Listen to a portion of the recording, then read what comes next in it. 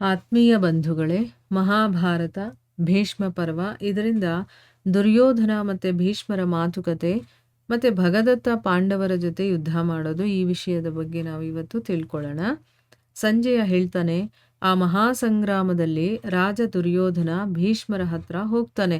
ಮತ್ತೆ ಬಹಳ ವಿನಯದಿಂದ ಅವರಿಗೆ ಪ್ರಣಾಮವನ್ನು ಮಾಡಿ, ಅವನು ಘಟೋತ್ಕಚನ ವಿಜಯ, ಅವನು ಗೆಲ್ತಾನಲ್ಲ ಅದು, ಮತ್ತು ತನ್ನ ಪರಾಜಯ ಆಯ್ತಲ್ಲ ಆ ಸಮಾಚಾರವನ್ನು ಹೇಳ್ತಾನೆ. ಆಮೇಲೆ ಹೇಳ್ತಾನೆ, ಪಿತಾಮಹರೇ, ಪಾಂಡವರು ಹೇಗೆ ಶ್ರೀಕೃಷ್ಣನ ಆಶ್ರಯವನ್ನು ತಗೊಂಡಿದ್ದಾರೋ ಅದೇ ರೀತಿ ನಾವು ಕೂಡ ನಿಮ್ಮ ಆಶ್ರಯವನ್ನು ತಗೊಂಡು, ಅಂದರೆ ನೀವಿದ್ದೀರಾ ಅನ್ನುವಂಥ ಧೈರ್ಯ ನಮಗೆ, ಅದಕ್ಕೆ ನಿಮ್ಮ ಆಶ್ರಯವನ್ನು ತಗೊಂಡು ಶತ್ರುಗಳ ಜೊತೆ ನಾವು ಘೋರ ಯುದ್ಧವನ್ನು ನಿರ್ಧಾರ ಮಾಡಿದ್ದೀವಿ. ನನ್ನ ಹತ್ರ 11 ಅಕ್ಷೋಹಿಣಿ ಸೈನ್ಯ ಇದೆ, ಅದು ಸದಾ ನಿಮ್ಮ ಆಜ್ಞೆಯನ್ನು ಪಾಲನೆ ಮಾಡ್ತಾ ಇದೆ. ಅಂದರೆ ಪಾಲನೆ ಮಾಡ್ತಾ ಇದೆ, ಮಾಡೋದಕ್ಕೆ ತಯಾರಾಗಿದೆ. ನೀವೇನು ಹೇಳಿದ್ರು ಅದನ್ನು ಕೇಳೋದಕ್ಕೆ ತಯಾರಾಗಿರುತ್ತೆ. ಆದರೂ ಕೂಡ ಇವತ್ತು ಘಟೋತ್ಕಚನ ಸಹಾಯವನ್ನು ಪಡ್ಕೊಂಡು ಪಾಂಡವರು ನನ್ನನ್ನು ಯುದ್ಧದಲ್ಲಿ ಸೋಲಿಸ್ಬಿಟ್ಟಿದ್ದಾರೆ. ಈ ಅವಮಾನದ ಬೆಂಕಿಯಲ್ಲಿ ನಾನು ಉರಿತಾ ಇದ್ದೀನಿ. ಮತ್ತು ನಾನು ಇಷ್ಟಪಡ್ತೀನಿ ನಿಮ್ಮ ಸಹಾಯವನ್ನು ತಗೊಂಡು ಆ ಅಧಮ ರಾಕ್ಷಸನನ್ನು ಸ್ವತಃ ನಾನೇ ಕೊಂದು ಬಿಡಬೇಕು ಅಂತ. ಅದಕ್ಕೋಸ್ಕರ ನೀವು ಕೃಪೆ ಮಾಡಿ ನನ್ನ ಈ ಒಂದು ಮನೋರಥವನ್ನು ಪೂರ್ಣಗೊಳಿಸಿ ಅಂತಂದ್ಬಿಟ್ಟು ಕೇಳ್ಕೊಳ್ತಾ ಇದ್ದಾನೆ. ಆಗ ಭೀಷ್ಮರು ಹೇಳ್ತಾರೆ, ರಾಜನೇ, ನೀನು ರಾಜಧರ್ಮದ ನೆನಪನ್ನು ಮಾಡಿಕೊಂಡು ಸದಾ ಯುಧಿಷ್ಠಿರನ ಅಥವಾ ಭೀಮ, ಅರ್ಜುನ, ನಕುಲ, ಸಹದೇವರ ಜೊತೆ ಯುದ್ಧ ಮಾಡಬೇಕು. ಅಂದರೆ ಯಾವಾಗೂ ನೀನು ರಾಜಧರ್ಮದ ನೆನಪನ್ನು ಮಾಡಿಕೊಂಡು ಯುದ್ಧ ಮಾಡಬೇಕು. ಯಾಕೆ ಅಂತಂದರೆ ರಾಜನು ರಾಜನ ಜೊತೆನೇ ಯುದ್ಧ ಮಾಡೋದು ಒಳ್ಳೆಯದು. ಇಲ್ಲಿ ಘಟೋತ್ಕಚ ಬಂದು ರಾಜ ಅಲ್ಲ, ನೀನು ರಾಜನಾಗಿದೆಯಾ, ಅದಕ್ಕೆ ನೀನು ರಾಜನ ಜೊತೆ ಯುದ್ಧ ಮಾಡಬೇಕು. ಒಳ್ಳೆಯದು. ಇನ್ನೂ ಬೇರೆಯವರ ಜೊತೆ ಹೋರಾಡೋದಕ್ಕೆ ನಾವೆಲ್ಲ ಇದ್ದೇ ಇದ್ದೀವಲ್ವ. ನಾನು, ದ್ರೋಣ, ಕೃಪಾಚಾರ್ಯ, ಅಶ್ವತ್ಥಾಮ, ಕೃತವರ್ಮ, ಶಲ್ಯ, ಭೂರಿಶ್ರವ ಮತ್ತು ವಿಕರ್ಣ, ದುಶ್ಯಾಸನಾದಿ ನಿನ್ನ ತಮ್ಮಂದರು, ಇವರೆಲ್ಲರೂ ಕೂಡ ನಿನಗೋಸ್ಕರ ಆ ಮಹಾಬಲಿ ರಾಕ್ಷಸನ ಜೊತೆ ಯುದ್ಧ ಮಾಡ್ತಾರೆ.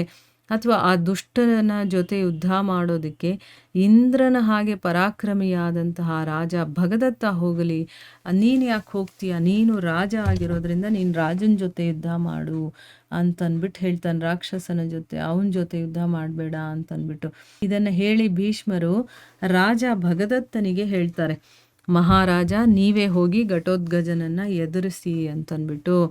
ಸೇನಾಪತಿಯ ಆಜ್ಞೆಯನ್ನು ಪಡೆದು ರಾಜ ಭಗದತ್ತ ಸಿಂಹನಾದವನ್ನು ಮಾಡ್ತಾ ಬಹಳ ವೇಗವಾಗಿ ಶತ್ರುಗಳ ಕಡೆಗೆ ಹೋಗ್ತಾನೆ.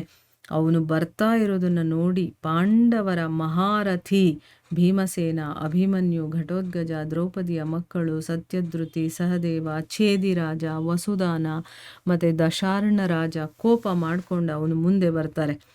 ಭಗದತ್ತನು ಕೂಡ ಸುಪ್ರತೀಕ ಅನ್ನುವಂಥ ಆನೆ ಮೇಲೆ ಆರೂಢನಾಗಿ ಆ ಎಲ್ಲ ಮಹಾರಥಿಗಳ ಮೇಲೆ ದಾಳಿ ಮಾಡ್ತಾನೆ. ಆಮೇಲೆ ಪಾಂಡವರು ಮತ್ತು ಭಗದತ್ತನ ನಡುವೆ ಭಯಂಕರವಾದಂಥ ಯುದ್ಧ ಶುರುವಾಗತ್ತೆ. ಮಹಾಧನುರ್ಧರನಾದಂತಹ ಭಗದತ್ತ ಭೀಮಸೇನನ ಮೇಲೆ ದಾಳಿ ಮಾಡ್ತಾನೆ. ಅವನು ಸಾಮಾನ್ಯ ಅಲ್ಲ, ತುಂಬಾ ಶಕ್ತಿಶಾಲಿ ಅವನು. ಅವನು ಭೀಮಸೇನನ ಮೇಲೆ ದಾಳಿ ಮಾಡ್ತಾನ. ಆಮೇಲೆ ಏನಾಯಿತು, ಅವರ ಮೇಲೆ ಬಾಣಗಳ ಮಳೆಯನ್ನೇ ಪ್ರಾರಂಭ ಮಾಡ್ತಾನೆ. ಭೀಮಸೇನ ಕೂಡ ಕೋಪ ಮಾಡಿಕೊಂಡು ಭಗದತ್ತನ ಆನೆಯ ಕಾಲನ್ನು ರಕ್ಷಣೆ ಮಾಡೋದಕ್ಕಿರ್ತಾರಲ್ಲ ಆ 100ಕ್ಕೂ ಹೆಚ್ಚು ವೀರರನ್ನು ಕೊಂದು ಬಿಡ್ತಾನೆ. ಆಗ ಭಗದತ್ತ ಏನು ಮಾಡ್ದ, ತನ್ನ ಆ ಗಜರಾಜನನ್ನು ಭೀಮಸೇನನ ರಥದ ಕಡೆ ನಡೆಸ್ತಾನೆ. ಇದನ್ನು ನೋಡಿ ಪಾಂಡವರ ಮಹಾರಥಿಗಳು ಬಾಣಗಳ ಮಳೆಯನ್ನು ಸುರಿಸ್ತಾ ಆ ಆನೆಯನ್ನು 4 ಕಡೆಗಳಿಂದ ಮುತ್ತಿಗೆ ಹಾಕ್ತಾರೆ. ಆದರೆ ಭಗದತ್ತನಿಗೆ ಇದರಿಂದ ಸ್ವಲ್ಪ ಕೂಡ ಭಯ ಆಗಲಿಲ್ಲ. ಅವನು ತನ್ನ ಆನೆಯನ್ನು ಮತ್ತೆ ಮುಂದಕ್ಕೆ ನಡೆಸ್ಕೊಂಡು ಹೋಗ್ತಾ ಇರ್ತಾನೆ. ಅಂಕುಶ ಮತ್ತು ಹೆಬ್ಬೆಟ್ಟಿನ ಸನ್ನೆಯನ್ನು ಪಡ್ಕೊಂಡಂಥ ಆ ಮತ್ತ ಗಜರಾಜ ಆ ಸಮಯದಲ್ಲಿ ಹೇಗಿದ್ದ ಅಂತಂದರೆ ಪ್ರಳಯ ಕಾಲದ ಅಗ್ನಿಯ ಹಾಗೆ ಭಯಾನಕವಾಯಿತು. ಅಂದರೆ ಇಲ್ಲಿ ಅಂಕುಶವನ್ನು ಮತ್ತು ತನ್ನ ಕಾಲಿನ ಹೆಬ್ಬೆಟ್ಟಿರುತ್ತಲ್ಲ ಅದರಿಂದ ಚುಚ್ಚುತ್ತಾರೆ ಹಿಂಗೆ, ಅದು ಗೊತ್ತಾಗುತ್ತೆ ನಾನು ಏನು ಮಾಡಬೇಕು ಅಂತಂದ್ಬಿಟ್ಟು. ಸೊ ಆ ಸನ್ನೆಯನ್ನು ಪಡೆದಿದ್ದ ತಕ್ಷಣ ಅದು ಇನ್ನೂ ಭಯಾನಕವಾಗಿ ಕಾಣಿಸೋದಕ್ಕೆ ಶುರುವಾಗುತ್ತೆ. ಅದು ಕೋಪ ಮಾಡಿಕೊಂಡು ಬೇಕಾದಷ್ಟು ರಥಗಳನ್ನು, ಆನೆಗಳನ್ನು, ಕುದುರೆಗಳನ್ನು, ಅವುಗಳ ಸವಾರರ ಸಹಿತ ಹೊಸ್ಕಾಕ್ಬಿಡುತ್ತೆ. ನೂರಾರು ಸಾವಿರಾರು ಪದಾದಿಗಳನ್ನು ಕಾಲಿನಿಂದ ಹೊಸಕುತ್ತೆ. ಇದನ್ನು ನೋಡಿದಂತಹ ರಾಕ್ಷಸ ಘಟೋತ್ಕಚ ಏನು ಮಾಡ್ದ, ಕೋಪ ಮಾಡಿಕೊಂಡು ಆ ಆನೆಯನ್ನು ಕೊಂದೇ ಬಿಡಬೇಕು ಅಂತ ಒಂದು ಹೊಳಿತಾ ಇರುವಂಥ ತ್ರಿಶೂಲವನ್ನು ಬಿಡ್ತಾನೆ.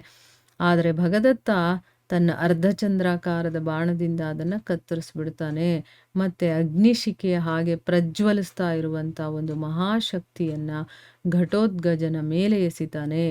ಇನ್ನೂ ಆ ಶಕ್ತಿ ಆಕಾಶದಲ್ಲೇ ಇತ್ತು, ಅಂದರೆ ಆ ಶಕ್ತಿಯಾಯುಧ ಆಕಾಶದಲ್ಲೇ ಇತ್ತು. ಅಷ್ಟರಲ್ಲೇ ಏನು ಮಾಡ್ದ ಘಟೋತ್ಕಚ, ಎಗರಿ ಅದನ್ನು ಕೈಯಲ್ಲಿ ಹಿಡ್ಕೊಳ್ತಾನೆ.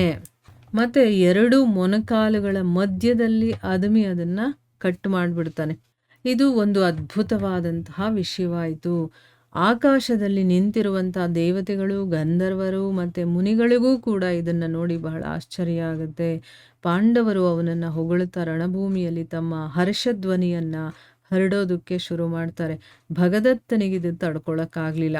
ಅವನೇನು ಮಾಡ್ದ, ತನ್ನ ಧನಸ್ಸನ್ನು ಎಳೆದು ಪಾಂಡವ ಮಹಾರಥಿಗಳ ಮೇಲೆ ಬಾಣಗಳನ್ನು ಸುರಿಸೋದಕ್ಕೆ ಪ್ರಾರಂಭ ಮಾಡ್ತಾನೆ. ಮತ್ತು ಭೀಮಸೇನನಿಗೆ 1 ಬಾಣ, ಘಟೋತ್ಕಚನಿಗೆ 9, ಅಭಿಮನ್ಯುವಿಗೆ 3 ಮತ್ತು ಕೇಕೆಯ ರಾಜಕುಮಾರನಿಗೆ 5 ಬಾಣಗಳಿಂದ ಹೊಡಿತಾನೆ. ಆಮೇಲೆ ಬೇರೆ ಬಾಣದಿಂದ ಕ್ಷತ್ರದೇವನ ಬಲತೋಳನ್ನು ಕತ್ತರಿಸ್ತಾನೆ.